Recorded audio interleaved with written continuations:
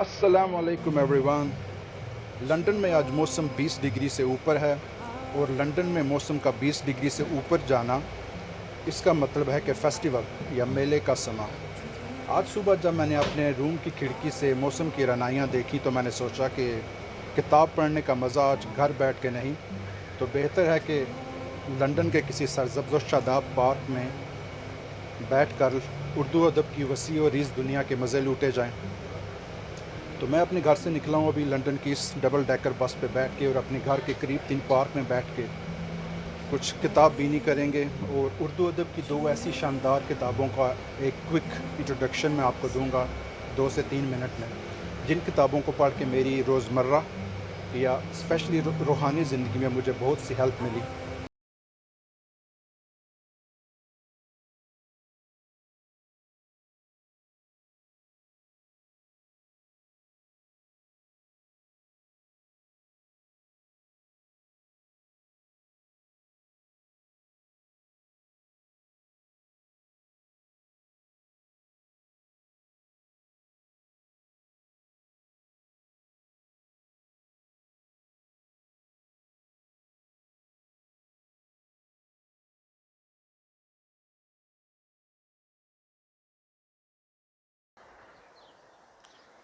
लिखने के साथ अगर पढ़ने का शौक़ भी नत्थी हो जाए तो सोने पे सुहागा हो जाता है, क्योंकि अगर आपका मुतालिया और मुशाहिदा वसी नहीं होगा तो आपकी तहरीर में वो असर आता नहीं है। शायद यही वजह है कि हमारे मुल्क के एक दरवेश शायर जॉन एलिया साहब ने जब किसी कच्चे से अदीब की कोई बेहुदा सी तहरीर पढ़ी तो उन्होंने अपने अंदाज़ में तनकीद करते हुए फ़रमाया कि हमारे मुल्क में बहुत से ऐसे हैं जिनको अभी पढ़ना चाहिए लेकिन वो लिख रहे हैं। खुशकिस्मती से मुझे लिखने से पहले पढ़ने का शौक़ हुआ। काफ़ी अर्सा पहले जब पढ़ना शुरू किया और फिर लिखने का शौक़ भी हुआ, और जब काफ़ी तहरीरें शाया हुईं और दोस्त अहबाब में जब पसंद की गईं तो काफ़ी हौसला बढ़ा। मुतालिया के दौरान वैसे तो हर किताब अपने लेवल और अपने लिहाज से उम्दा होती है, लेकिन आज ख़ास तौर पे मैं उन 2 किताबों का ज़िक्र करना ज़रूरी समझता हूँ जिनकी वजह से मेरी रोज़मर्रा और ख़ास तौर पर रूहानी ज़िंदगी में काफ़ी मुस्बत असरात हुए। और ख़ास तौर पर मैं आपके सामने उन किताबों का ज़िक्र करना चाहूँगा, और क्विकली 1 या 2 मिनट में एक हल्का सा इंट्रोडक्शन देकर मैं उन किताबों से ही जो 2 एक तकनीक मैंने सीखी जिनसे आपकी रूहानी और रोज़मर्रा ज़िंदगी में एक मोजज़ाती तौर पर बहुत से जो है वो तब्दीलियाँ, मुस्बत तब्दीलियाँ रूनुमा होती हैं, वो 2 तकनीक भी मैं आपके साथ शेयर करूँगा, जिससे आपको भी अपनी रोज़मर्रा और रूहानी ज़िंदगी में यकीनन बहुत बहुत फ़ायदा होगा। उन 2 किताबों में से जो पहली किताब है वो है मुमताज़ मुफ्ती साहब की अलख नगरी, और उसके साथ ही दूसरी किताब जो है वो कुदरतुल्लाह शहाब साहब की शहाब नामा। आप में से यकीनन बहुत से लोगों ने ये किताबें पढ़ रखी हैं, बहुत से लोग इन किताबों के बारे में जानते हैं, क्योंकि उर्दू अदब में ये काफ़ी जानी पहचानी किताबें हैं। और अगर कोई उर्दू अदब पढ़ने का दावेदार है और अभी तक उसने इन किताबों को नहीं पढ़ा या उसकी टेबल पर ये 2 किताबें मौजूद नहीं हैं, तो यकीनन उसको अपने दावे से दस्तबरदार होना पड़ेगा और इन किताबों का मुतालिया करना पड़ेगा। मुमताज़ मुफ्ती साहब की जो किताब अलख नगरी है उसका पहला हिस्सा तो पोस्ट पार्टीशन के हवाले से है कि इंडो पाक की जब पार्टीशन हुई बरसगीर की, और लोग जब पाकिस्तान में आए तो क्या हालात थे, उन हालात की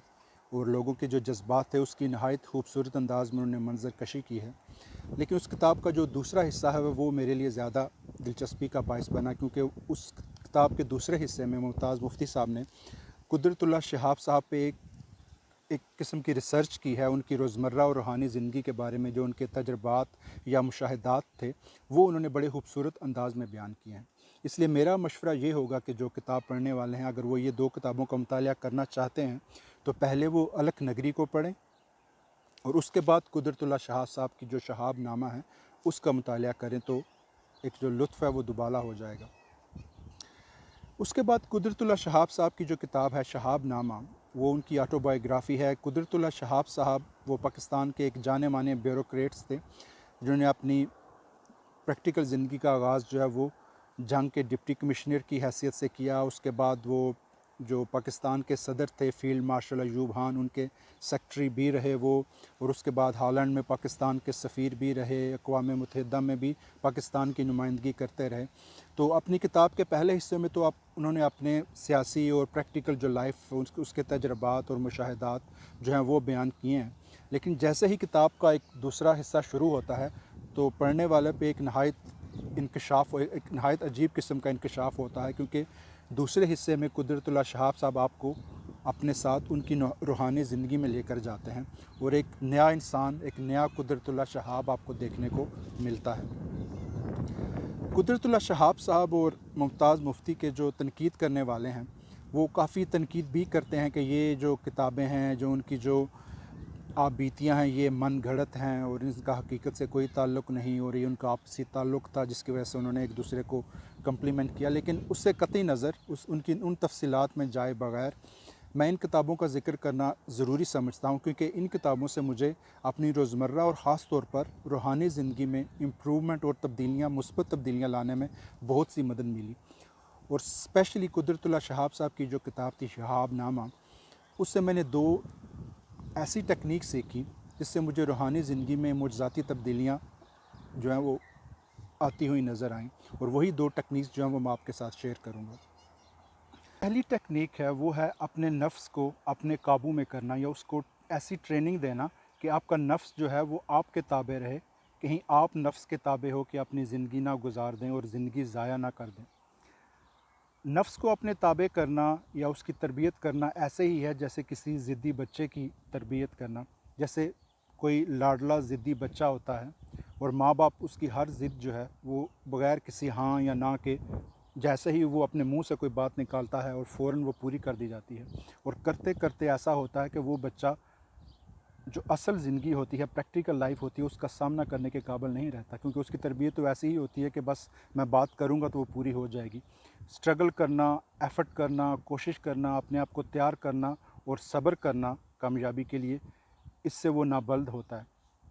اسی لیے کہتے ہیں کہ شادی جو ہے وہ صرف ہنی مون کا نام نہیں ہے۔ ہنی مون کے بعد جب آپ ہوٹل سے نکل کر سڑک سے ٹرن لیتے ہیں تو آگے اصل زندگی شروع ہوتی ہے، آگے دنیا شروع ہوتی ہے، اور وہاں آپ نے کامیاب ہونا ہوتا ہے۔ تو جس کی ٹریننگ ہوگی وہی کامیاب ہوگا، ورنہ وہ بات بات پہ سرپرائز ہوتا رہے گا، اور کرتے کرتے وہ اتنا ٹوٹ جائے گا کہ وہ زندگی کا سامنا کرنے کے قابل ہی نہیں رہے گا۔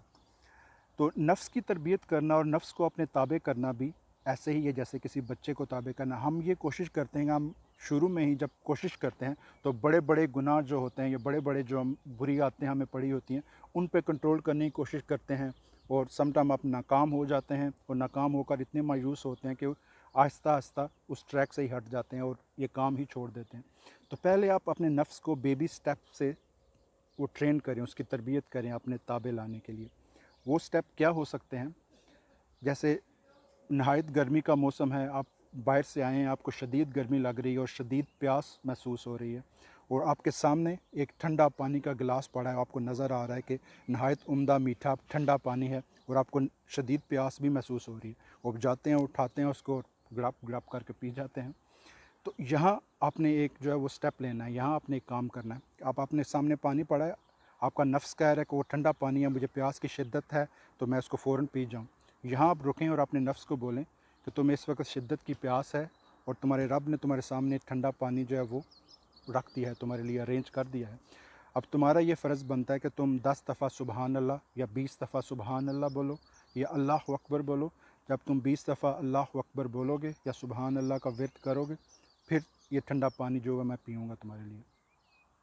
تو آپ کریں، یا آپ کہیں کہ آپ 10 دفعہ تم درود شریف پڑھو، درود شریف کا ورد کرو، پھر ٹھنڈا پانی جو میں پیوں گا تمہاری پیاس جو ہے مٹاؤں گا۔ یہ جو پیاس ہے وہ اصل میں نفس کی پیاس ہے، وہ روح کی پیاس نہیں ہوتی۔ تو آپ 10 دفعہ آپ درود شریف پڑھیں یا 10 دفعہ آپ سبحان اللہ پڑھیں، پھر آپ جو ہے وہ پانی پئیں۔ اسی طرح آپ کوئی اور کسی چیز کی آپ کو خواہش ہے، کوئی بھی ایسی ہے، کھانا آپ کو بھوک لگی ہے، شدید بھوک لگی ہے، آپ کے سامنے لذیذ کھانا پڑا آپ کو نظر آتا ہے، تو آپ اپنے نفس کو بولیں کہ اس وقت تم شدید بھوک کے عالم میں ہو، اور تمہارے رب نے دیکھو کیسی نعمتیں تمہارے آگے رکھ دی ہیں۔ اب تمہارا یہ فرض بنتا ہے کہ تم 10 دفعہ اللہ اکبر کہو، یا 10 دفعہ الحمدللہ کہو، یا 10 دفعہ درود شریف پڑھو، پھر کھانا جو ہے میں شروع کروں گا، پھر تمہاری جو ہے میں بھوک کی جو پیاس ہے وہ مٹاؤں گا۔ اس طرح بیبی سٹیپ کرتے کرتے کرتے ایک دن ایسا آئے گا کہ نفس پوری طرح سے آپ کے قابو میں آ جائے گا اور آپ ہر وقت ایک پروسیس میں رہیں گے. جب بھی کوئی کام ہوگا آپ فوراً آپ کو یہ بات کلک کرے گی کہ میں اپنے نفس کو تابع کرنے کے پروسیس سے گزر رہا ہوں, تو پہلے میں کیوں نہ ورد کروں, پہلے میں کیوں نہ درود شریف کا ورد کروں, یا سبحان اللہ پڑھوں, یا اللہ اکبر پڑھوں, یا کوئی اچھا کام کروں, پھر اپنے نفس کی جو خواہش ہے اس کو پورا کروں. قدرت اللہ شاہ صاحب نے اس حوالے سے اور بھی وہ کہتے ہیں کہ ان کو یہ خوف تھا کہ ان کو اونچائی سے بہت خوف تھا. تو وہ کہتے ہیں میں کسی کے گھر میں مہمان گیا یا کسی ہوٹل میں گیا تو میرا جو کمرہ تھا وہ دوسری منزل پہ تھا, دوسرے یا تیسرے فلور میں تھا. مجھے ایک فوبیا تھا کہ مجھے وہاں سونا پسند نہیں تھا, تو میں پھر بھی اپنے نفس کو مار کے وہاں اوپر جاتا تھا کہ تاکہ نفس جو کہ میں نفس کے کنٹرول میں نہ آ جاؤں, کہ میرا نفس اوپر جو ہے وہ جانے نہیں دیتا, تو میں اس کو نیچے سلاؤں. بہتر یہی ہے کہ میں اس کی اپنے نفس کے خلاف جاتے ہوئے دوسرے فلور پہ ہی جا کے سوؤں, تاکہ آہستہ آہستہ کرتے نفس میرے کنٹرول میں ہو, کہیں میں اس کے کنٹرول میں نہ چلا جاؤں. تو جب آپ کی یہ پریکٹس ہو جاتی ہے تو کرتے کرتے ایک دن ایسا آتا ہے کہ آپ کا نفس جو ہے وہ پوری طرح سے آپ کے کنٹرول میں آ جاتا ہے, اور اپنی ہر خواہش, اپنی ہر پیاس, اپنی ہر بھوک پہ آپ کو اللہ یا اس کا رسول ہی یاد آتا ہے, اور آپ کے منہ سے اور آپ کے دل سے آٹومیٹیکلی ایک ورد جو ہے وہ نکل پڑتا ہے, اور آپ کا نفس جو آپ کے تابع ہوتا ہے. آپ اپنے نفس کے تابع رہ کے زندگی نہیں گزارتے, اور کافی آسانیاں جو آپ کی زندگی میں وہ رونما ہونا شروع ہو جاتی ہیں, کیونکہ اللہ تعالیٰ کی رحمت اور برکت جو ہے اس میں شامل ہو جاتی ہے. جب اپنے نفس کو آپ تابع کرتے ہیں اور اپنے آپ کو اللہ کے تابع کرنے کی کوشش کرتے ہیں بجائے اس کے کہ اپنے آپ کو نفس کے تابع کریں, تو اللہ کی رحمت, مدد اور فضل آپ کی زندگی میں شامل ہو جاتا ہے, اور نہایت آسانیاں جو ہیں آپ کی زندگی میں آنا شروع ہو جاتی ہیں اور آپ کو محسوس بھی ہوتی ہیں.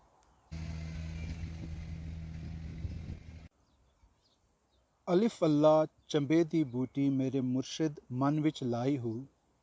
نفی اسبات دا پانی پھریا ہر رگے ہر جائی ہو. ہم سب نے یہ شعر سن رکھا ہے, یہ شعر سن کے ہم سر دھنتے ہیں اور ہمارے اوپر وجدانی کیفیت بھی طاری ہو جاتی ہے, لیکن کبھی ہم نے اس شعر کی روح کو یا اس کی اصل مطلب کو سمجھنے کی کوشش کی ہے؟ ابھی ہم ان دو لائنوں کا جو شعر ہے باری باری دونوں لائنوں کو سمجھنے کی کوشش کرتے ہیں اور اس کی روح کو بھی جاننے کی کوشش کرتے ہیں. اگر ہم اپنے کلمے پہ غور کریں, کلمہ شریف کی جو لائن ہے اس پہ ہم غور کریں تو ہمیں محسوس ہوتا ہے اور اس بات کا پتہ چلتا ہے کہ کلمہ شریف کی جو لائن ہے وہ نفی اور اثبات کا مجموعہ ہے. پہلا جو حصہ ہے کلمے کا وہ ہے لا الہ, یعنی کوئی معبود نہیں ہے, اور دوسرا حصہ ہے الا اللہ, سوائے اللہ تعالیٰ کے. کوئی معبود نہیں ہے مگر سوائے اللہ تعالیٰ کے. لا الہ الا اللہ, نفی اور اثبات, اس کا مجموعہ جو ہے وہ کلمہ شریف کی لائن ہے. تو اس کا جو ورد ہے اس کو اپنانے سے ایک نفی اثبات کا پانی جو ہے وہ ہماری رگ و جان میں پھر جاتا ہے. اس کا ورد ہم کیسے کر سکتے ہیں؟ اگر آپ اپنی سانس پہ غور کریں, آپ سانس لیتے ہیں, سانس کو آپ چھوڑتے ہیں اور پھر اس کو واپس انہیل کرتے ہیں, تو اس کے ورد کی بھی ویسی ہی پریکٹس ہے. جب آپ کی سانس آپ چھوڑیں تو آپ نے ورد کرنا ہے کہ لا الہ, جب آپ واپس انہیل کریں الا اللہ, لا الہ الا اللہ.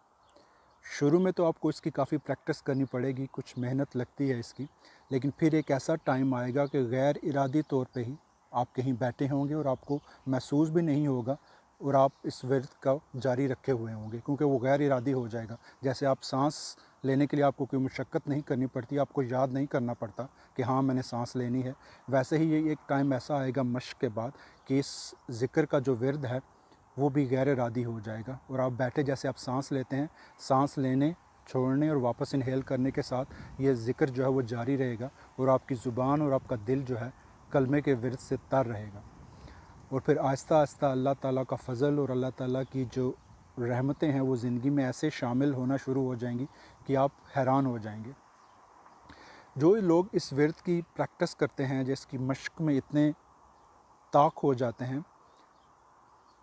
ان کے لیے یہ ورد جو ایسے غیر ارادی طور پہ جو وہ جاری رہتا ہے کہ ان کو یہ ورد روکنے کے لیے اسپیشل کوشش کرنی پڑتی ہے. شروع میں تو آپ کو کوشش کرنی پڑتی ہے کہ یہ ورد جاری ہو آپ کی زبان سے, کیسے آپ نے سانس چھوڑتے اور سانس لیتے ہوئے اس ورد کو جاری کرنا ہے. لیکن پھر ایک ٹائم ایسا آتا ہے کہ اس ورد کو روکنے کے لیے, مثال کے طور پہ جب آپ شاور لینے جاتے ہیں یا واش روم جاتے ہیں آپ, تو وہاں تو آپ ذکر نہیں کر سکتے, تو پھر جن کے لیے یہ ذکر غیر ارادی طور پہ شروع ہو جاتا ہے ان کو یہ ذکر روکنے کے لیے شاور کے دوران ان کو خاص کوشش کرنی پڑتی ہے، وہ اپنی زبان کو دانتوں کے نیچے دبا کر رکھتے ہیں تاکہ یہ ورد جو ہے وہ واش روم جیسی جگہ پہ جو ہے وہ جاری نہ ہو۔ تو میری آپ سے بھی گزارش ہوگی کہ آپ سب بھی ٹرائی کریں، کوشش کریں اس کو۔ آپ آج کل تو رمضان کا آخری عشرہ چل رہا ہے، کچھ ہی دن باقی ہیں، اگر ان کچھ دنوں میں اگر آپ پریکٹس کریں تو پھر جب رمضان ختم ہوگا تو یہ پریکٹس اتنی جو ہے وہ معمول کا حصہ بن جائے گی کہ آپ اس کے عادی ہو جائیں گے، اور غیر ارادی طور پہ ہی یہ جو ذکر ہے نفی اسبات کا، یہ ذکر شروع ہو جائے گا، اور آپ کے رگ و جاں میں ہی وہ چنبے کی بوٹی جو ہے وہ لگ جائے گی، اور اس کی مسحور کن خوشبو آپ کے جسم میں، آپ کی رگوں میں اور آپ کی زندگی میں بھی آپ کو محسوس ہونا شروع ہو جائے گی۔ الف اللہ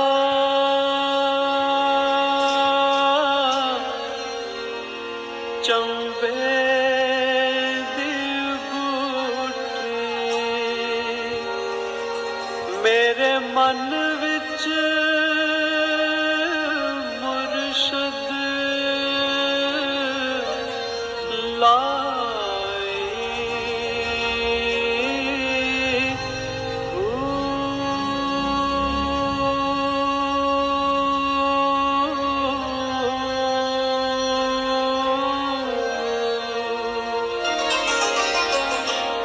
نفی اسبات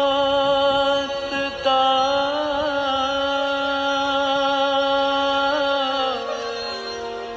پانی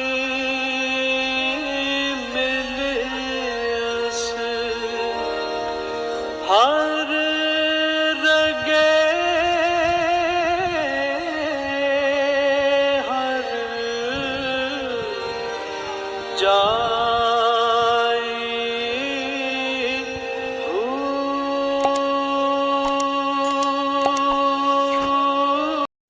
آخر میں آپ سب سے گزارش ہے کہ ہمارے چینل کو ضرور سبسکرائب کریں اور ویڈیو کے نیچے کمنٹ سیکشن میں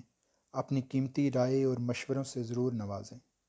خدا آپ سب کا حامی و ناصر ہو۔ الف اللہ